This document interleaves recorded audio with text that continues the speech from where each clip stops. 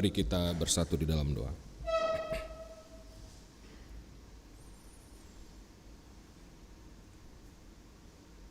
Bapa Sorgawi, Allah kami yang hidup,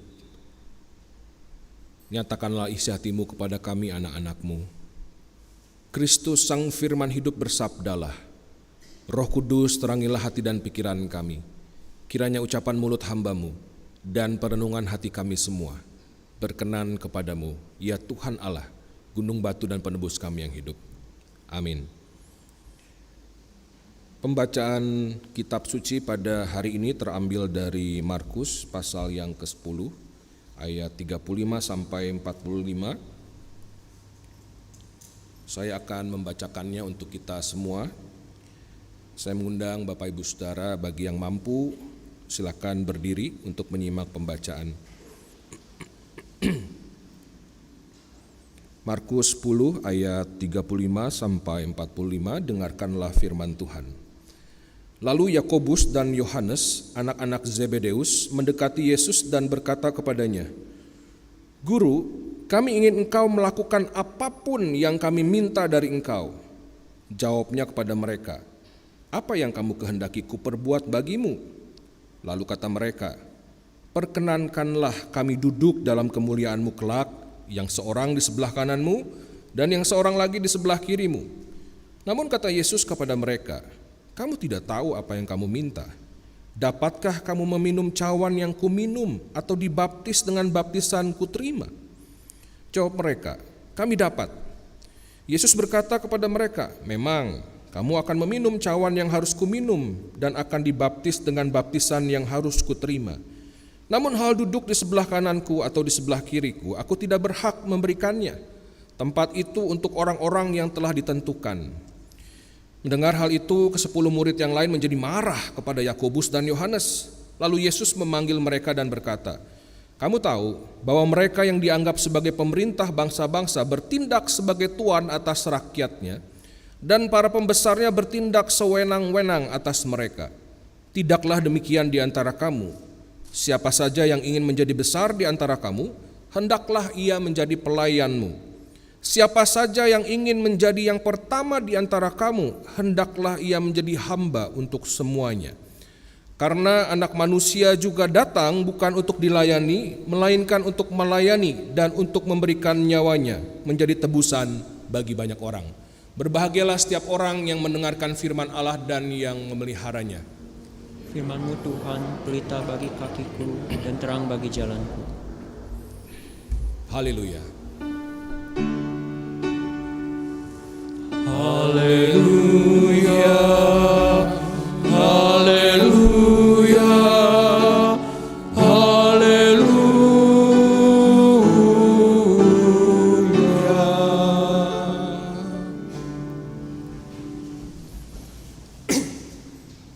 Shalom Bapak Ibu Saudara sekalian. Selamat pagi buat Bapak Ibu Saudara yang beribadah bersama-sama di lokasi gereja, maupun Bapak Ibu Saudara yang bergabung di kanal YouTube dari rumah kita masing-masing. Bapak Ibu Saudara sekalian, apa yang saudara rasakan ketika orang lain menganggap saudara tidak penting? Atau ketika ada orang yang tidak menghormati dan tidak mengakui keberadaan saudara, atau tidak menghargai hasil karya saudara? Kira-kira apa yang akan saudara rasakan? Misalnya sebagai orang tua, papa, mama, atau sebagai opa, oma begitu ya. Lalu anak dan cucu saudara datang berkata kepada saudara, orang dulu tahu apa sih? Zaman tuh udah berubah tahu, yang oma omongan itu gak penting banget buat anak zaman sekarang. Kira-kira apa perasaan Bapak Ibu? Sebagai anak, wah kenapa tante? Udah semangat tante ya merasa sedih ya. Sebagai anak, ketika orang tua saudara berkata, udah turutin aja semua yang papa bilang, kamu tuh masih bau kencur. Papa udah makan nih asam garam dalam hidup, apa yang kamu mau itu gak penting. Yang penting sekarang turutin maunya papa, pasti hidup kamu pasti berhasil. Sebagai anak, apa yang akan saudara rasakan? Sebagai sahabat misalnya, ketika orang yang saudara anggap sahabat tidak menyebut nama saudara di postingnya, mungkin posting di media sosial gitu ya, mengucapkan terima kasih, waduh teman-teman thank you, tapi kok nama gua kagak disebut begitu ya. Padahal di antara sahabat-sahabat yang lain, saudara tahu persis, yang hadir di kala dia susah, mengalami krisis tuh ya saudara yang hadir. Tapi nama saudara gak disebut, gak diucapin terima kasih. Apa perasaan saudara? Sebagai karyawan, ketika perusahaan saudara berhasil menyelesaikan sebuah proyek yang wow dengan hasil sangat memuaskan, lalu nama saudara tidak dicantum sebagai orang yang berjasa, tidak disebut oleh atasan saudara. Padahal memang realitasnya saudara lah yang paling banyak besar kontribusinya. Bahkan proyek itu adalah ide saudara. Sebagai aktivis gereja, sebagai rohaniwan, sebagai penatua, BP, sebagai panitia, pemusik, semua pelayan. Ketika saudara sudah mencurahkan begitu banyak energi, pikiran, perasaan, waktu, dana untuk menyajikan pelayanan yang excellent, tapi lalu ternyata hasil jerih lelah saudara dianggap angin lalu dan dianggap tidak penting. Apa yang akan saudara rasakan? Saudara-saudara, kalau kita jujur pada diri sendiri, kita akan mengakui ketidaksukaan, atau tadi tante bilang di atas, kesedihan, bahkan mungkin kemarahan kita ketika kita mengalami semua tadi. Saudara-saudara, ketidaksukaan, kesedihan, kemarahan kita ini sesungguhnya menyingkapkan sesuatu tentang diri kita. Apa itu? Kita sebagai manusia, saudara-saudara, tidak bisa kita pungkiri, kita ini haus akan pengakuan. Kita ini ingin di-acknowledge, kita ingin diakui, ingin dihargai. Diakui atau tidak, disadari atau tidak, setiap orang itu ingin diakui, ingin dihormati oleh orang lain. Disadari atau tidak, dunia ini seringkali menjadi sebuah kompetisi untuk mendapatkan pengakuan. Dan tanpa disadari, saudara-saudara, bisa jadi kita melakukan banyak hal ini dan itu sebetulnya demi mendapatkan pengakuan. Coba mungkin kita berefleksi dan bertanya pada diri sendiri, jawab dengan jujur di hati masing-masing, saudara. Kenapa saudara menginginkan anak saudara sekolah atau kuliah jurusan tertentu dan di sekolah atau kampus tertentu? Kenapa saudara mau mengadakan resepsi pernikahan di tempat tertentu dengan cara tertentu? Kenapa saudara mau beli rumah atau apartemen di tempat tertentu? Mengapa saudara ingin anak saudara berpacaran dengan si A dan bukan si B? Buat kaum muda, kenapa saudara membuat konten-konten tertentu di media sosial? Saudara-saudara, bisa jadi banyak hal yang kita putuskan dan lakukan dalam hidup ini tanpa kita sadari, didorong oleh keinginan untuk diakui, untuk dipandang sebagai orang yang penting dan signifikan. Kita haus akan itu. Dan kita tidak sendirian, saudara-saudara. Kita tidak sendirian. Ini juga pernah dialami oleh Yakobus dan Yohanes di dalam teks kita hari ini. Saudara-saudara, mereka ini di awal kisah ini, ayat 35 tadi, berkata kepada Yesus, "Guru, kami ingin engkau melakukan apapun yang kami minta dari engkau." Ya, ini terjemahan TB versi 2, revisi 2, saudara-saudara. "Kami ingin engkau melakukan apapun yang kami minta dari engkau." Wow. Baca begini, luar biasa, ini orang berani bener ya minta begini ya. "Kami ingin engkau melakukan apapun yang kami minta dari engkau," katanya. Kenapa mereka bisa berani kayak begini, saudara-saudara? Saya pikir setidaknya ada dua alasan. Kenapa mereka minta begitu ya?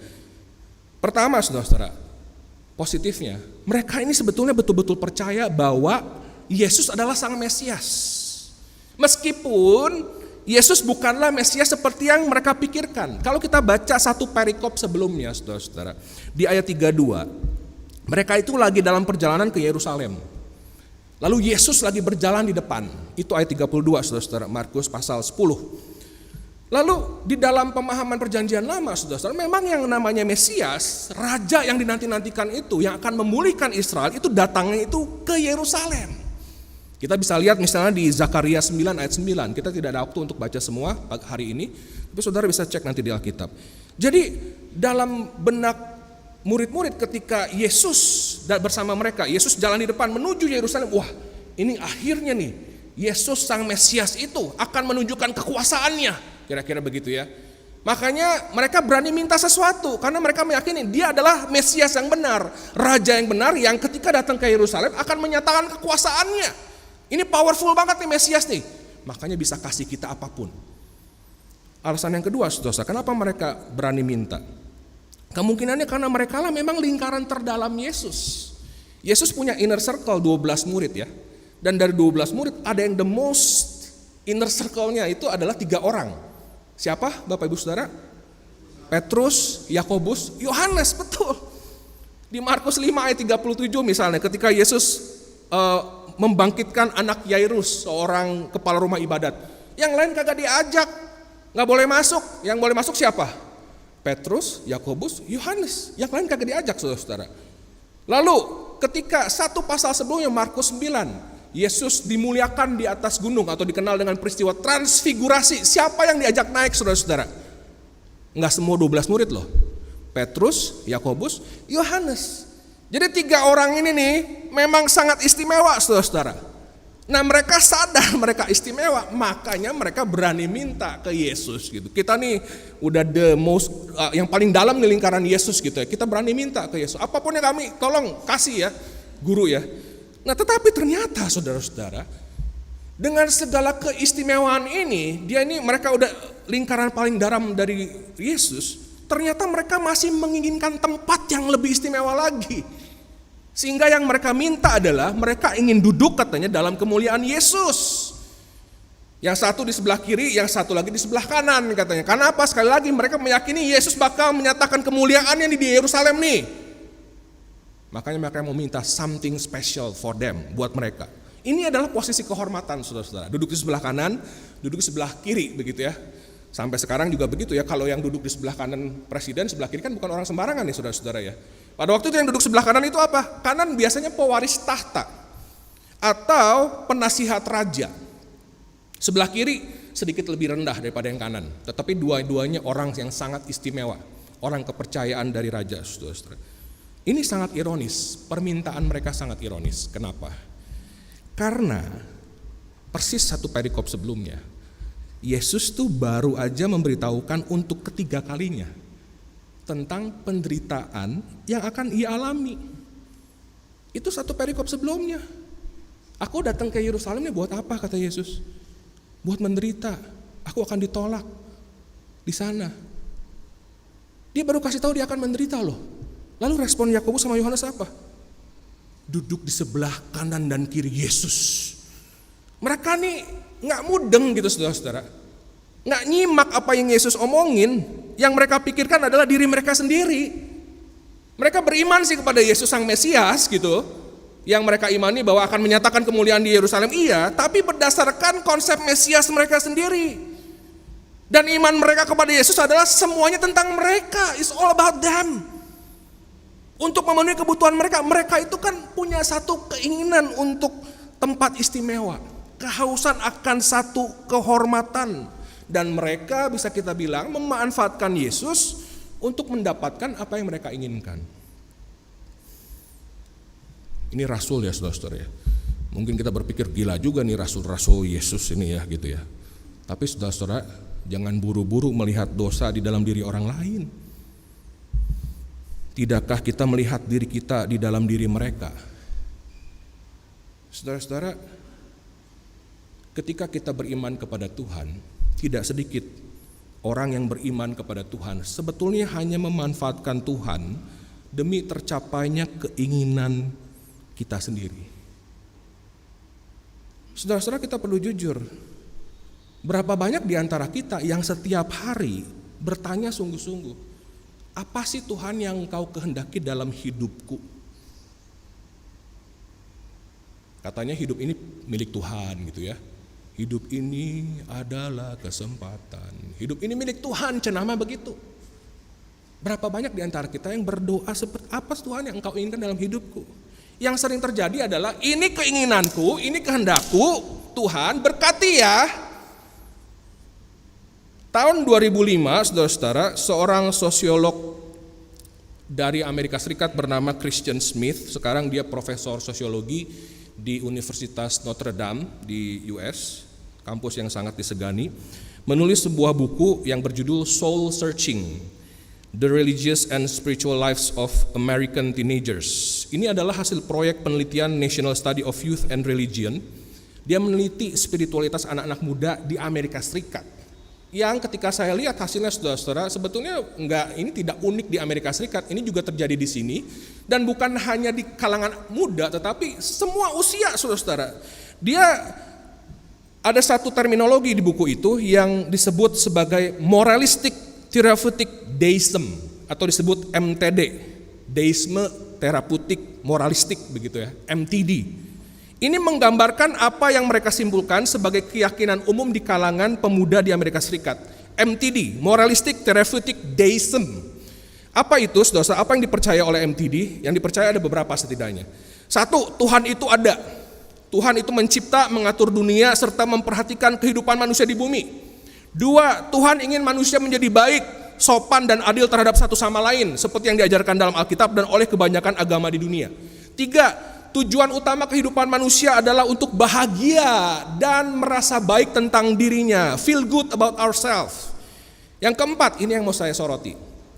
Tuhan tidak perlu terlibat terlalu banyak dalam kehidupan seseorang, kecuali ketika Tuhan dibutuhkan untuk menyelesaikan masalah. Ini MTD, saudara-saudara, Moralistic Therapeutic Deism. Tuhan tidak perlu terlibat terlalu banyak dalam kehidupan seseorang, kecuali ketika Tuhan dibutuhkan untuk menyelesaikan masalah. Saudara, saya di awal tadi sudah singkapan, kita ini punya masalah, kita ini haus akan pengakuan. Dan untuk menyelesaikan masalah ini kita butuh Tuhan. Tuhan, tolong saya dong supaya bisa mendapatkan pengakuan itu. Saya mau jadi kaya raya, Tuhan tolong saya. Saya mau ekspansi bisnis saya, tolong saya. Saya mau kerja di perusahaan ini, perusahaan itu tolong saya. Saya mau masuk ke kampus favorit ini, tolong saya Tuhan. Saya mau jadi influencer, tolong saya Tuhan, berkati saya. Ternyata kita nggak terlalu berbeda dari Yakobus dan Yohanes ya, saudara-saudara ya. Apa respons Yesus terhadap permintaan seperti ini? Yesus bilang kepada Yakobus dan Yohanes, kamu itu nggak tahu apa yang kamu minta. Lalu dia bilang, dapatkah kamu minum cawan yang kuminum atau dibaptis dengan baptisan yang kuterima? Keinginan mereka supaya mereka dikasih tempat terhormat, Yesus responi dengan bicara tentang penderitaan dan kematiannya sekali lagi. Padahal baru aja sebelumnya ngomong tentang itu. Memang dasar dablek ini, saudara-saudara. Kayak kita ya. Saudara-saudara, Yesus bilang, kamu bisa nggak minum cawan yang kuminum, dibaptis dengan baptisan yang kuterima? Maksudnya apa? Saudara-saudara, dalam perjanjian lama, cawan itu biasanya melambangkan sesuatu yang ditentukan oleh Allah. Hal ini bisa melambangkan sukacita dan kemakmuran, atau lebih sering sebetulnya cawan itu melambangkan hukuman dan murka Allah. Makanya banyak tuh cawan ditumpahkan itu. Kalau ingat doa Tuhan Yesus di Taman Getsemani, dibilang apa? Bapa, ambillah cawan ini. Jadi cawan itu sering diasosiasikan dalam perjanjian lama dengan murka Allah yang ditumpahkan, saudara-saudara. Dan baptisan ini bukan mengacu kepada ritual baptisan begitu ya, diselamkan dalam air, bukan, saudara-saudara. Kata kerja Yunani baptizein ini artinya secara harfiah itu mencelupkan atau membenamkan. Nah, di dalam konteks ini, saudara-saudara, bentuk satu tense nih ya, di dalam Yunani ya, past participle ini berarti terbenam. Orang yang dibaptis, orang yang dibenamkan, orang yang tenggelam gitu. Ini sering digunakan untuk menggambarkan pengalaman yang menghanyutkan, yang menenggelamkan seseorang. Misalnya, seseorang yang boros, dibilangnya tenggelam dalam hutang, atau dibaptis dalam hutang gitu, kira-kira gitu ya. Seseorang pria yang mabuk dikatakan tenggelam dalam minuman, alkohol, atau dikatakan dibaptis dalam alkohol, kira-kira seperti itu, supaya kita dapat gambaran, saudara-saudara. Jadi Yesus mau ngomongin apa nih? Pengalaman yang tidak menyenangkan, yaitu penderitaan dan kematian yang akan dia segera alami. Kamu bisa hadapi enggak? Yakobus dan Yohanes bicara tentang tempat kehormatan. Yesus meresponi mereka dengan bicara tentang penderitaan dan kematiannya. Apa poin Yesus? Poinnya sederhana, saudara-saudara. Kalian tuh salah fokus. Gagal paham. Tempat terhormat itu ada loh. Yesus bilang loh ya. Yesus tidak menyangkali loh. Dibilang apa? Memang itu ada, tapi bukan hakku katanya untuk memberikannya. Jadi tempat terhormat itu ada, tapi mereka mestinya tidak memikirkan itu sama sekali. Itu adalah hak Allah untuk memberikannya. Yang mestinya mereka pikirkan adalah bagaimana mereka bisa melayani orang lain. Sama seperti Yesus datang ke dunia bukan untuk dilayani, kata dia. Dia memberikan dirinya untuk keselamatan orang berdosa. Meski orang-orang berdosa yang ingin diselamatkannya menolak dia, ia tetap mati disalibkan dan bangkit buat mereka. Saudara, yang Yesus lakukan ini tentu aneh dari sudut pandang dunia. Ini gak make sense gitu loh. Ini tuh seperti melawan naluri alamiah manusia. Aneh. Memang saudara-saudara, kalau Yesus ada di tengah-tengah kita saat ini, kita pasti lihat dia sebagai orang aneh. Yang dia lakukan itu aneh, menentang hal-hal yang kita pikir biasanya benar, biasanya baik, saudara-saudara. Memang dalam banyak hal, nilai kerajaan Allah itu menjungkir balikan apa yang dipandang baik dan benar oleh dunia. Kalau saya meminjam sebuah judul buku karangan Donald Kraybill, kerajaan Allah itu adalah the upside down kingdom. Kerajaan sungsang, kerajaan jungkir balik, saudara-saudara. Yesus memberikan contoh di ayat 42, betapa jungkir baliknya kerajaan Allah. Yesus mengecam di ayat 42, model budaya penguasa yang bertindak sebagai tuan. Jadi kamu lihat para penguasa bertindak sebagai tuan, dan para pembesar yang memerintah dengan sewenang-wenang katanya. Itu kamu lihat orang-orang yang terhormat seperti itu melakukan kekuasaan mereka, begitu ya. Yesus kontraskan ini dengan nilai kerajaan Allah di mana yang terbesar mesti jadi pelayan, yang nomor satu mesti jadi hamba untuk semua. Nah, yang menarik di sini saudara-saudara adalah kata yang digunakan oleh Markus di ayat 42. Di sepanjang kitab Markus, kata kurios yang diterjemahkan sebagai tuan atau Tuhan itu merujuk itu hanya kepada dua, yaitu kepada Yesus dan kepada Allah. Nggak ada yang lain, saudara-saudara. Dan kata kurios itu digunakan di ayat 42 ini, saudara-saudara, ketika mengatakan ini pemerintah yang memperlakukan rakyatnya sebagai tuan atas rakyatnya. Dengan kata lain apa? Ini para penguasa nih, orang para pemimpin nih menganggap dirinya tuan dan Tuhan atas orang lain, saudara-saudara. Sedangkan di dalam kerajaan Allah, Tuhan adalah tuannya. Saudara, kalau kita mau jadi warga kerajaan Allah, maka kita mesti turun dari tahta hidup kita, mengikuti Yesus, menapaki jalan yang aneh. Memang aneh kenapa? Karena ini kerajaan yang berbeda, saudara-saudara. Ini kerajaan Allah. Allah rajanya punya nilai-nilai sendiri. Buat orang yang bukan bagian dari warga kerajaan Allah, ini jadi aneh, saudara-saudara. Ini sama kayak istri saya orang Filipina. Waktu ke Indonesia, lalu salah satu kudapan gitu ya yang saya suka kalau lagi dingin-dingin hujan-hujan itu adalah kacang ijo, saudara-saudara. Wah, mantep pisan tuh ya. Kacang ijo, pakai santan, hujan-hujan, dingin-dingin, makan itu hangat gitu ya.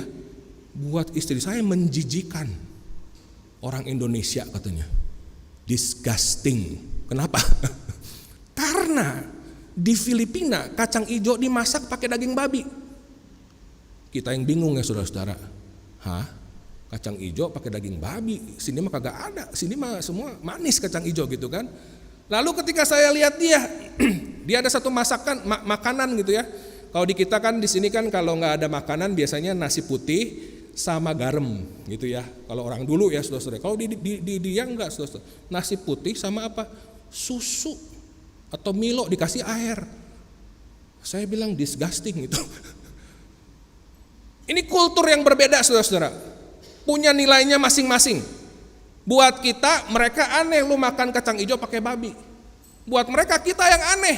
Lah lu makan kacang hijau sama gula sama santan itu aneh. Saudara-saudara, demikian juga ketika kita jadi warga kerajaan Allah, saudara. Ada nilai-nilai yang memang harus kita pegang. Yang buat orang lain itu aneh. Kita jadi hamba buat orang lain. Emang gua kacung lu? Kan gitu ya saudara kalau dunia ya. Memang aneh saudara-saudara, tapi itulah kerajaan Allah. Yesus datang untuk melayani, bukan dilayani.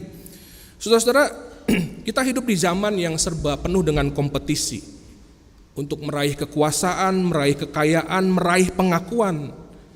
Yesus mengajarkan dan meneladankan kepada kita, keberhasilan sejati itu enggak diukur dari apa yang kita miliki atau posisi yang kita tempati, enggak saudara-saudara. Tapi seberapa banyak kita melayani orang lain. Yang mestinya kita pedulikan bukanlah bagaimana agar kita semakin besar, semakin diakui, semakin dihormati, tapi bagaimana hidup kita mesti semakin melayani orang lain, semakin bermanfaat dan menjadi berkat untuk orang lain.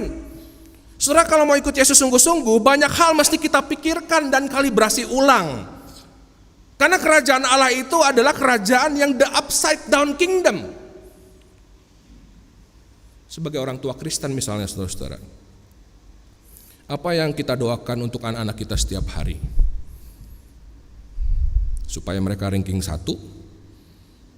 supaya masuk ke sekolah paling favorit di Bogor, supaya masuk kampus paling favorit di Indonesia, masuk perusahaan paling bonafit di Indonesia.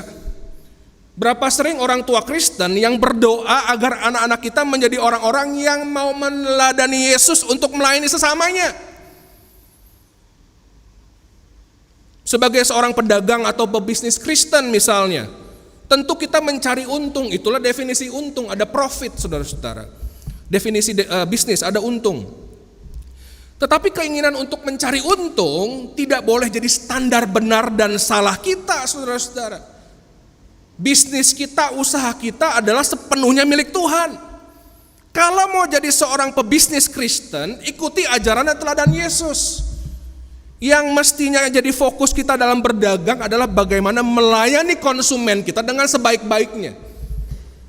Ada seorang sahabat kami punya usaha makanan di Jakarta, punya beberapa cabang, sekarang 4 atau 5 cabang, jualan semua makanan cumi hitam.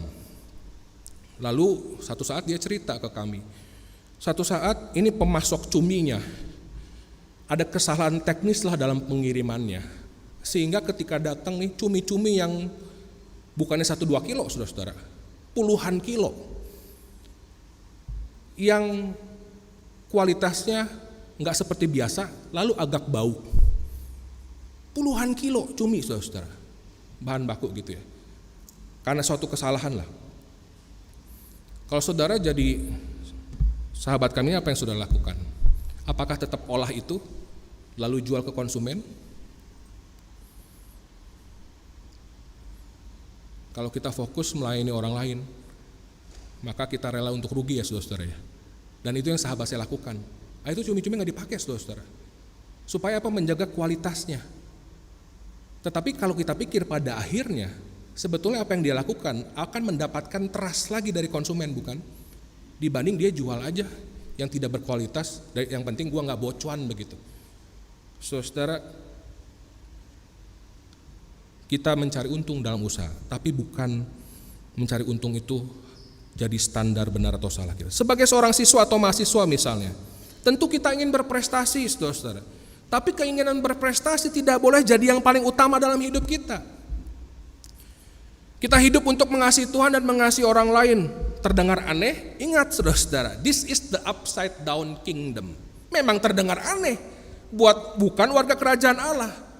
Kita perlu berikan yang terbaik dalam studi, betul. Tapi dalam proses meraih prestasi, Tuhan menghadirkan kita itu di tengah-tengah teman kita untuk melayani mereka. Bukan cuma mikirin kita, nolong teman-teman yang gak ngerti misalnya. Hadir sebagai sahabat buat orang-orang, sahabat-sahabat kita di kampus, di sekolah.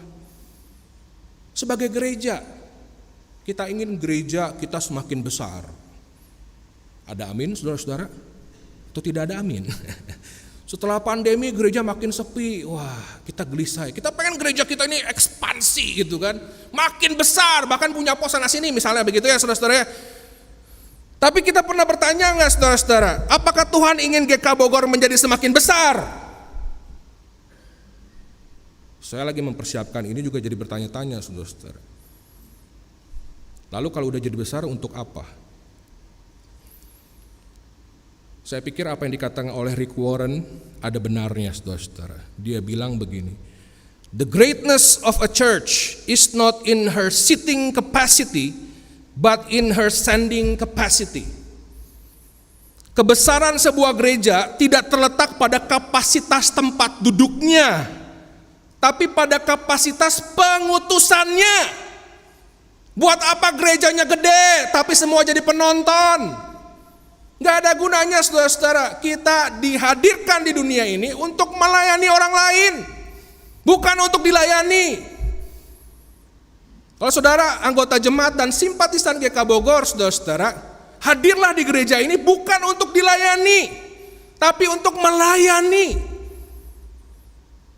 Kita ada di sini bukan untuk dilayani, tapi melayani orang lain. Kalau semua orang berpikiran seperti ini, saudara-saudara, dampaknya apa? Dampaknya adalah kita memang sudah menghidupi apa yang seharusnya kita hidupi sebagai gereja Tuhan. Itulah fungsinya kita ada, saudara-saudara. Kalau mau jadi besar, kata Yesus ya, fokusnya bukan untuk jadi besar, bukan, saudara-saudara. Fokusnya adalah jadi hamba untuk semua, melayani satu sama lain. Di awal tadi, saudara-saudara, saya bilang kalau kita ini haus akan pengakuan. Kenapa kita haus akan pengakuan ini? Kalau kita mau jujur, saudara-saudara, sebetulnya karena kita ini punya perasaan insecure. Kita merasa tidak berharga, sehingga kita merasa perlu membuktikan diri kita dengan cara kita masing-masing. Ada yang berusaha membuktikan dirinya dengan apa? Dengan kecantikan, kegantengan, perawatan gitu ya. Ada yang berusaha membuktikan diri dengan apa? Dengan prestasi. Ada yang berusaha membuktikan diri dengan apa? Dengan harta. Ada yang berusaha membuktikan diri dengan apa? Dengan jabatan. Macam-macam cara kita, saudara-saudara. Tapi kita semua pengen membuktikan diri kita. Karena kita merasa kalau gua gak membuktikan diri nih, saya gak merasa berharga. Saudara-saudara, kabar baiknya adalah kita itu sama sekali tidak perlu membuat diri kita merasa berharga. Karena kita sudah berharga. Kita gak perlu membuktikan apapun. Yesus bilang, Yesus datang ke dunia ini bukan untuk dilayani, tapi untuk melayani dan menjadi tebusan untuk banyak orang. Kalau kita gak berharga, ngapain Tuhan jadi manusia mati buat kita, saudara-saudara?